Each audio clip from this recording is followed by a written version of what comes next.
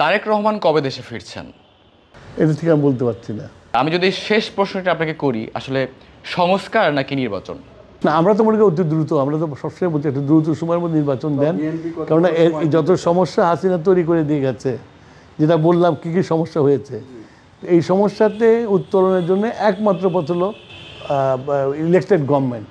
কারণ এখানে হচ্ছে যে এই সরকারের মধ্যে কি হচ্ছে আমরা নিজেও বুঝতে পারছি না, আমরা নিজেও বুঝতে পারছি না। এখনও পুলিশ নিষ্ক্রিয়, তাই না?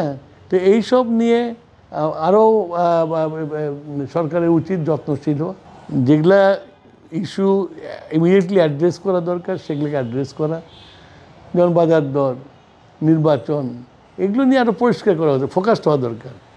আমাকে যেন মনে হয় যে মানে সব দিকে ফোকাস করতে যে আরও হচ্ছে আর কি, ঝামেলা হচ্ছে আর কি।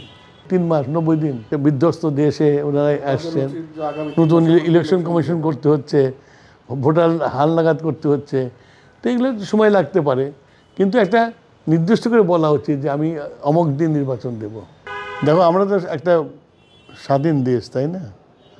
আমাদের আর্মি আছে, আমাদের বিজেপি আছে, অনেক কিছু আছে, তাই না? তো আমাদের জনবল আছে।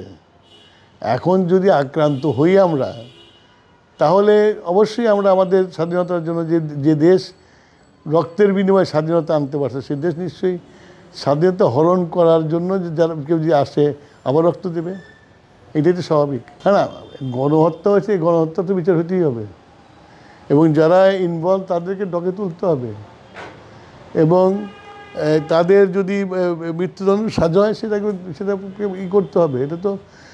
এটা তো কোনো এটা নিয়ে তো কোনো প্রশ্ন নাই। আমাদের তো গণহত্যার মধ্যে সবচেয়ে বেশি হত্যা তো আমাদের দলের লোকজন হয়েছে, আমাদের দেশের লোক, আমাদের দলের লোকজন গুম হয়েছে। সুতরাং এইটা নিয়ে তো তোমার আর প্রশ্ন নেই, বিচার হতেই হবে। বিচার না হলে তো আমরা ব্যর্থ হয়ে গেলাম, তাই না? একদিন তো আসতে হবে, ইন অ্যাবসেন্সের ট্রায়াল হয়ে থাক, সাজা হয়ে থাক। তবে সবচেয়ে বড় জিনিস যেটা আমি মনে করি, আমি দেবপ্রিয় সাহেবকে আমি ধন্যবাদ জানাই। উনি একটা সুন্দর রিপোর্ট দিয়েছেন, এবং এই রিপোর্টকে বেস করে এই সরকারের উচিত বাইরে যে টাকা আছে সব টাকা নিয়ে আসা, এবং তাহলে যে মুদ্রাস্ফীতিটা অনেক কমে যাবে। কারণ এত টাকা দেশ থেকে বেরিয়ে গেছে, তো স্বাভাবিকভাবে মুদ্রাস্ফীতি হবে। তারপরে নোট ছাপিয়ে যদি এটা করা যায় তাহলে আরও বেড়ে যাবে। তো একমাত্র উপায় আছে যে বিদেশের টাকাগুলো দেশে নিয়ে আসা, তাহলে ইকোনমিক স্টেবিলিটি আসবে।